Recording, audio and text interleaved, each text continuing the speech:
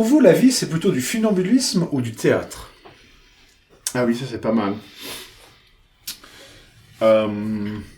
Du funambulisme.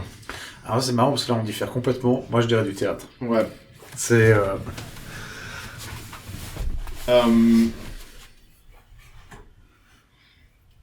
Alors pourquoi du funambulisme? Ouais, mais non, oui, pardon.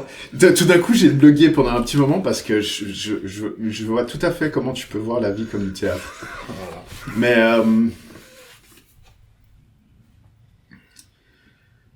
pourquoi du funambulisme? Tout simplement parce que pour moi, la vie, c'est ne pas tomber. Ok. Voilà. C'est aussi simple que ça. Comme je dis toujours, go with the flow. Et j'en parle souvent. C'est pour moi, je vois la vie comme. Moi, j'ai une version. Je vois pas le funambule, mais je vois le surfeur sur une vague et qui essaie de rester sur la vague. Mais c'est la même chose. Ça veut dire que tu peux être déséquilibré. L'idée, c'est de toujours pouvoir rester sur le fil, peu importe là où il te mène. Et c'est quelque chose qui me parle terriblement. Donc funambulisme sans aucune hésitation. Alors, moi je parle d'un autre principe qui est une distinction, une dichotomie qui m'est très chère, qui est celle entre la vie privée et la vie publique. Et que donc dans la vie privée finalement, on fait un peu ce qu'on veut, mais à ce moment-là la question à mon sens s'applique beaucoup moins.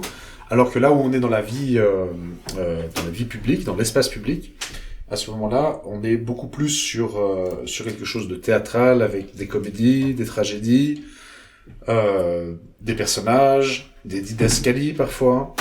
Et je trouve que ça s'applique bien à ce moment-là, l'image du théâtre, l'image de la scène de théâtre, l'image aussi de dire que le théâtre peut être quelque chose de très préparé, répété, ou quelque chose qui est complètement improvisé, que c'est aussi une histoire avec qui peut avoir une bonne fin, qui peut avoir une mauvaise fin.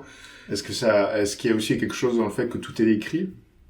Alors, pas forcément dans le sens où justement une pièce de théâtre peut être écrite, ou alors des intervenants successifs peuvent improviser. Okay. Et orienter ce que les anglo-saxons appellent le performance acting, tu sais, des choses comme ça. Et ça, c'est l'idée qui me parle. Moi, je crois beaucoup, sur la question du hasard ou du destin, je croirais beaucoup plus facilement au hasard, au chaos du monde, dans lequel, après, à un niveau personnel, on peut essayer justement d'essayer de l'ordonner un peu, ou à son niveau. Mais non, je pense beaucoup plus à une histoire très aléatoire, très hasardeuse. Ouais, là-dessus on est d'accord.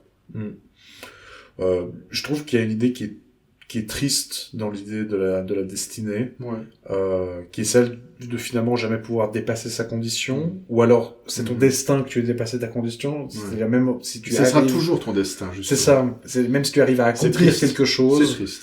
C'est pas vraiment de ton fait, c'était déjà écrit, C'est triste. Mais pour certaines personnes, ça peut être rassurant. C'est ça. Alors, oui, mais c'est rassurant dans le sens où on est capable de mettre du sens sur quelque chose qu'on ne comprend pas. Donc c'est rassurant pour les mauvaises raisons, on va dire. Entièrement d'accord. Là où, au contraire, on devrait être rassuré par le fait de penser qu'on est libre, et qu'on peut choisir d'aller dans une direction plutôt qu'une autre. L'idée est beaucoup plus séduisante, je trouve. Non, entièrement d'accord. Mais j'aime bien cette question, parce que je pense aussi c'est un peu une façon dont on voit la vie au sens large, c'est-à-dire dans le funambulisme, il y a une idée où on peut pencher d'un côté ou de l'autre, mais qu'il faut quand même garder justement une voie, tracer son chemin justement sur la ligne, qui est très intéressante. Mais c'est une vision qui est, à mon sens, peut-être beaucoup plus, paradoxalement, peut-être parce qu'on parle du théâtre en face, plus sociale, de prise en compte des différents intérêts, là où dans le théâtre, il peut y avoir de véritables tragédies, des injustices, mais des histoires d'amour aussi, des grosses comédies, des choses comme ça. C'est vrai. Non, absolument.